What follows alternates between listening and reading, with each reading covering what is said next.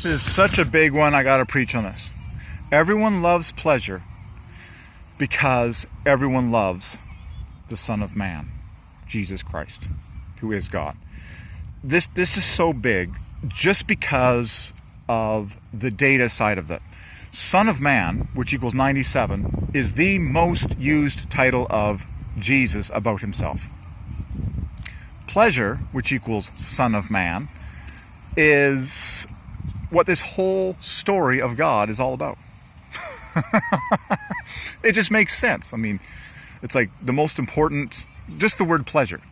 Okay, you can pick it apart piece by piece and get more flavor out of it, but as an entire word, pleasure equals Son of Man.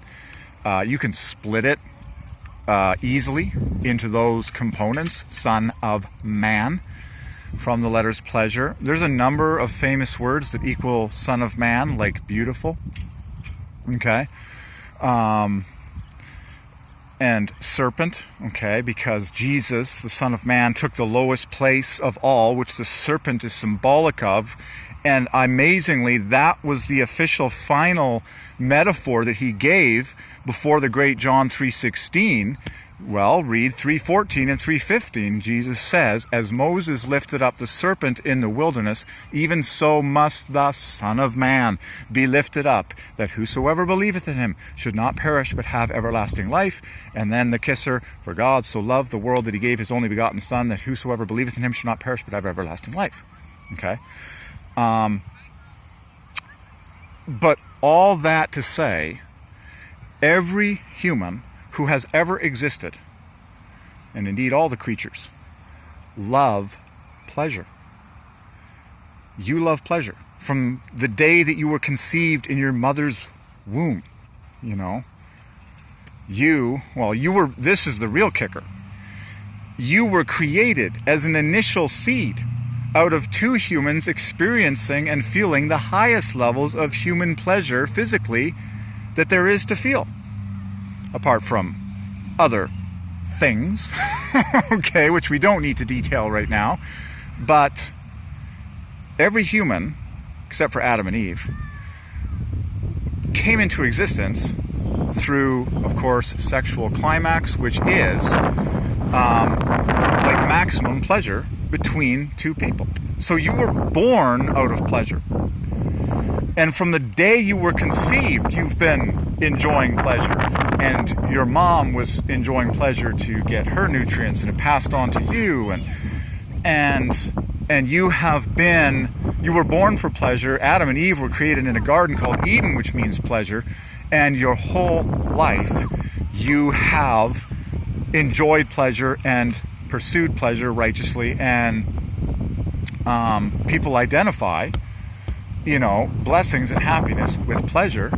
And, oh my goodness, when I feel like I'm cursed, it's because I'm experiencing pain or lack of pleasure. It's very simple. It's all through the scripture. Anyways, you were born out of maximum pleasure between two humans coming together.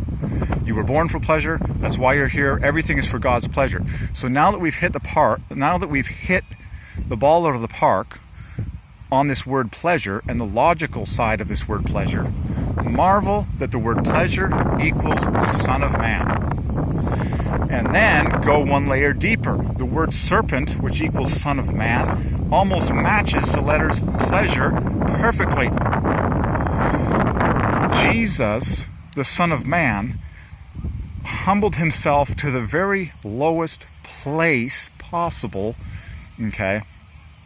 The serpent metaphor, in order to accomplish the highest feat possible, in order to be exalted to the highest position possible.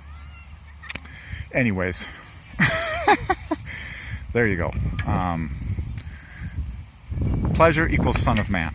So, in short, if you love pleasure, which you do, then you love this Son of Man, whose name is Jesus. That's just one of his many names, okay?